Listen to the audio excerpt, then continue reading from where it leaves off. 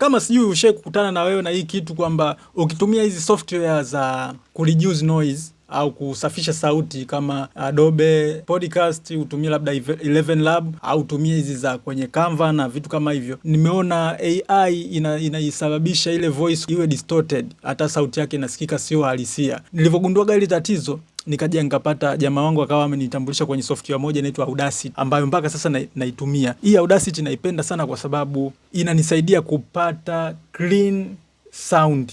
Kwa hiyo ninachofanya, nitafungua Audacity. Nikishafungua Audacity, nina audio yangu ambayo nimeshaitoa kwenye video hapa.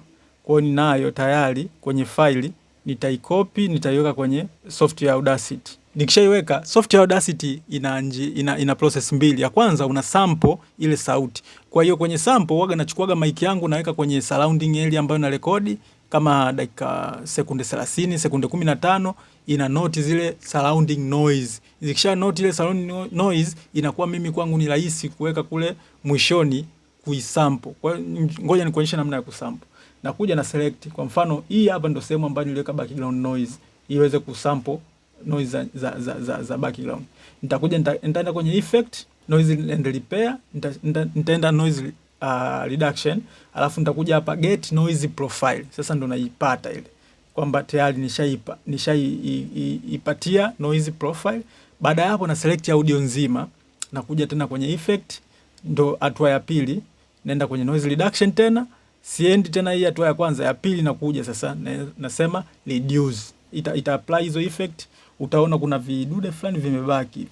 Kwa kama kuna vidude vimebaki tena, naweza nikaamua nikaiselect tena ile na kuchukua sample, nitakuja kwenye noise and repair, nitafanya noise reduction. Nitachukua tena profile, alafu nitaselect timeline nzima. Baada ya hapo nakuja kwenye effect, alafu noise and repair, nafanya noise reduction. Tayari nishachukua profile, kwa hiyo nabonyeza ku reduce. Utaona vile vidude vyote vimepotea. Kwa hiyo hii sauti ndio itakuwa inasikika.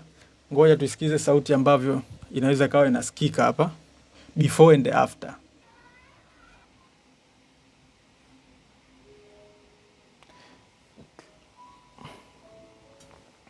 Alafu njoo kwenye